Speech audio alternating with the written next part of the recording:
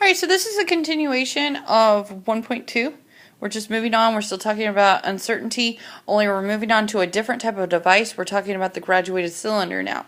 So we're going to get in lab. You're going to physically be able to see a graduated cylinder. You're going to be able to manipulate it and actually see like this stuff in action. But of course, I want to put this on a video. I want you to be able to recognize it and have it in some notes so that you will be able to properly use any graduated cylinder that you come in contact with. A graduated cylinder is a cylinder. It has lines on it. They're called graduations. And so these graduations have number values. And so you can see what I did over to the right is I took a graduated cylinder. I kind of cut a little piece out of it. So you notice here, look, that it's got numbers on here. You've got 50 and then you've got 40.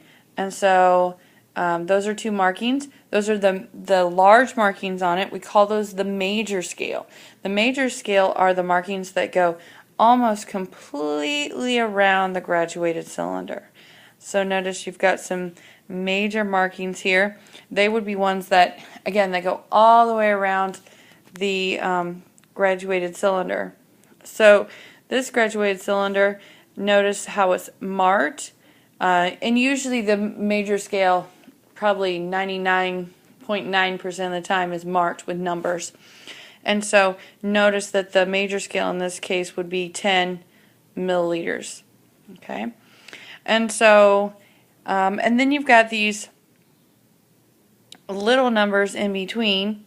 Okay, so we've got 1, 2, 3, 4.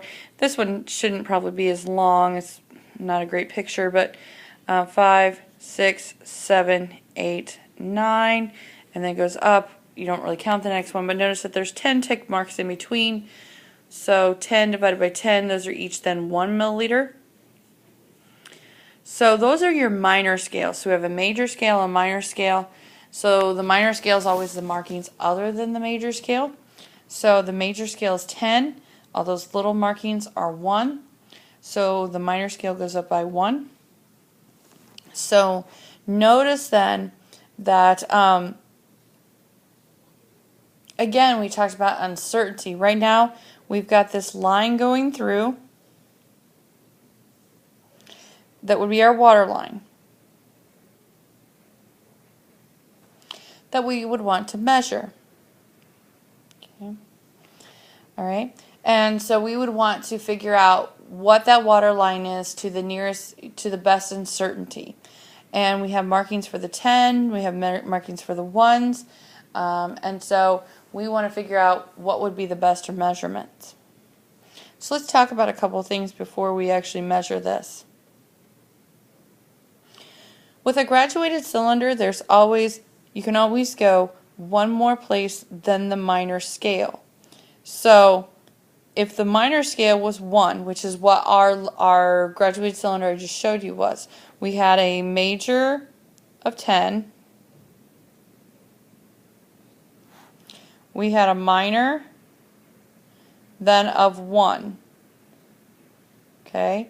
That means our uncertainty is plus or minus 0.5, meaning that when I look and I go and make my measurements, I can have a value in the tens place, I can have a value in the 1 spot, and then I can have a value after the decimal. I always think of this as like a number values. You know, like if you have 100 or 1,000, 100, 10, 1, decimal, you have a tenth, you have a hundredth, you have a thousandth. Like, what values are you allowed to use when you're making measurements? Well, in this case, my major is right here, my minor is right here. I'm allowed to go one more this way. Okay?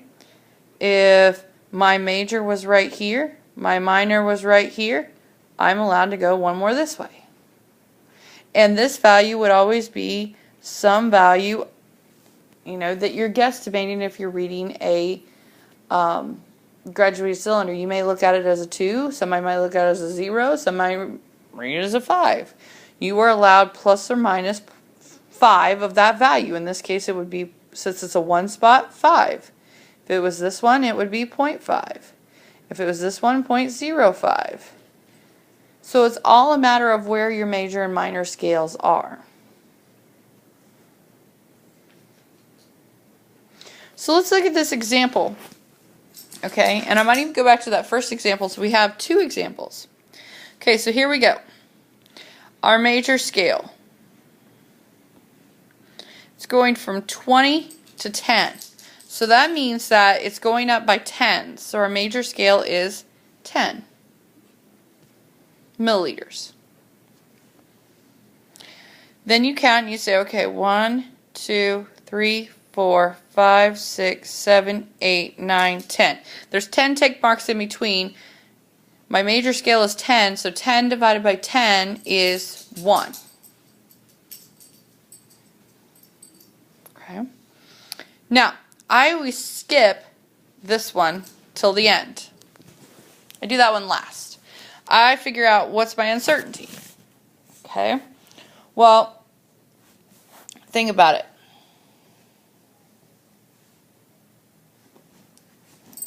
Here's your number line, right? Kind of. Right? I have something in the 10 spot. Here's the 10 spot, right? I have something in the 1 spot because there's my major scale, there's my minor scale. I can go over one more spot.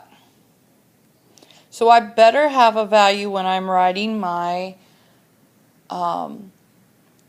measurement. I better have something in the 10 spot. So my uncertainty, because I'm guessing, like look at your graduated cylinder. You can read the 10's values, no problem. Those are easy, super easy in fact. You can read the 1's values. Get rid of all those markings I just drew.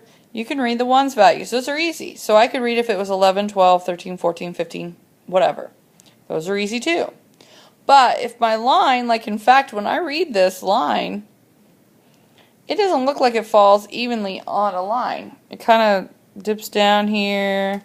And to me, it's not sitting on that perfect line.